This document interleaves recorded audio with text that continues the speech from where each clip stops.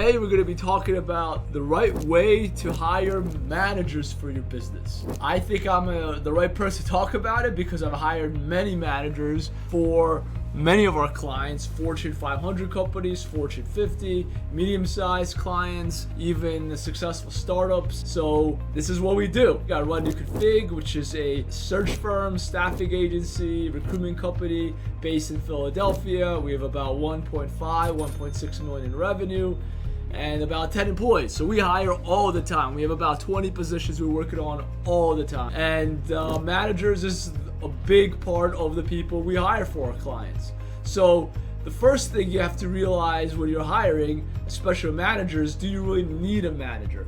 I remember Mark Zuckerberg from Facebook, or Meta, what they call themselves now, would talk about why he made all these changes in Facebook recently. It was managers managing managers managing managers managing and managers who were managing employees. So you need to cut the fat and get rid of all these managers if they're not adding value. And most of our clients are like that. They don't hire a manager until they really need a manager. And why do they need one? Because they have 10 employees and they're not getting managed, or they have a VP or director that's overwhelmed. He or she is managing like 10 teams or whatever, what have you. So companies are smart. Hiring an employee is a huge expense, and you don't want to do that until you really need one. So companies come to us when they really need one and they've tried on their own and they don't have success. So this is what you have to do. You have to first determine if you really need one. If you really need one, then you have to meet with the hiring manager, whether it's the director, the VP, whoever's going to be managing this person, and create a job description. Now, you could send them a list of questions, or you could meet with them. It's a lot easier to meet with them, but if they're really busy, you could send them a list of questions. With their answers, you create the job description. And the questions would be, what are your top 3 skills for this role? How long has this role been open? Well, I guess they just started, so why do you need this role filled? What is the base salary for this role? What is the bonus for this role? Is there a relocation package? What kind of companies you want us to target? What kind of companies you don't want us to target? Things like that. What are the benefits for this role? All of these things you need to know before you create a job description. Once you have all these questions answered, then you create the job description.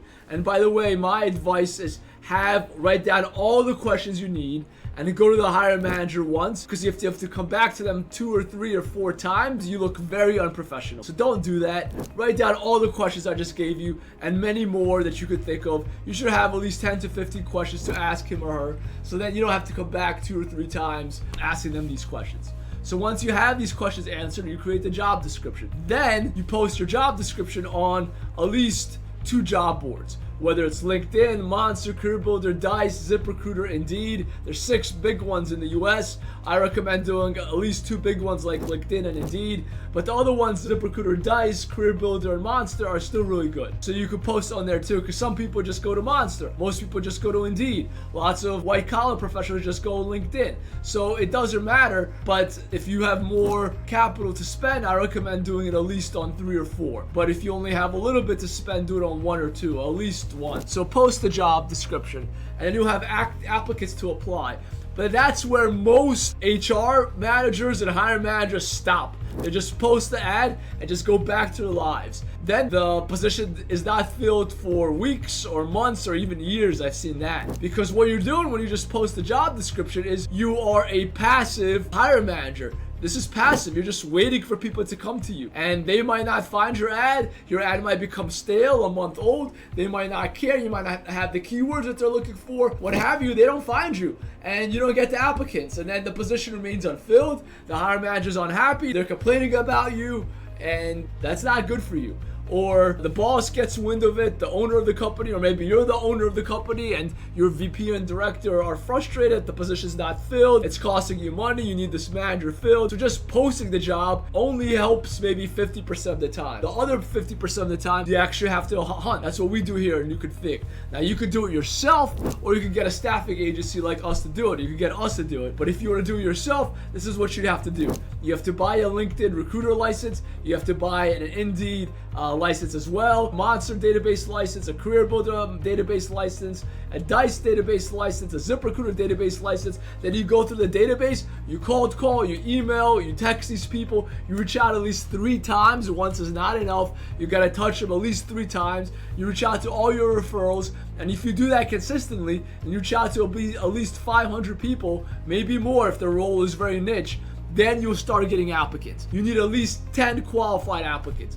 That's the best practice in the recruiting industry. Why 10? Because you send 10 to the hiring manager, then the hiring manager is going to automatically delete 5 of them. He or she will not like them. They're going to interview the other 5 in the first round, then 3 in the second round, then 2 in the final round. 1 gets an offer, 1 is a backup. So that's the best practice in recruiting, having at least 10 qualified applicants. The people that you get from your ad most likely are not qualified. You might get 40 to 50, sometimes 1,000. But a lot of them are mechanics applying for a manager in finance. You're having people in Saudi Arabia and India apply for positions in the US, which they may be qualified for, but you don't want to sponsor the H-1B. You want a green card holder or US citizen, so someone you don't have to pay to relocate to the US. That's a big problem. So you might have good applicants. 50% of the time, the applicants are good enough, but 50% they're not. So that's a problem you might have. This is a long process. And if you don't have the time to do it, or you don't have the money to post, the money I can't help you with. You have to earn the money. Then you can't hire anyway. If you don't have the money, don't hire. But if you don't have the time to do it, you're running the business, you're running the sales, you're running the finance, you're running the operations or IT. You just don't have the time. You're focusing on your job. Recruiting is maybe number 2, 3, 4, 5 on your list.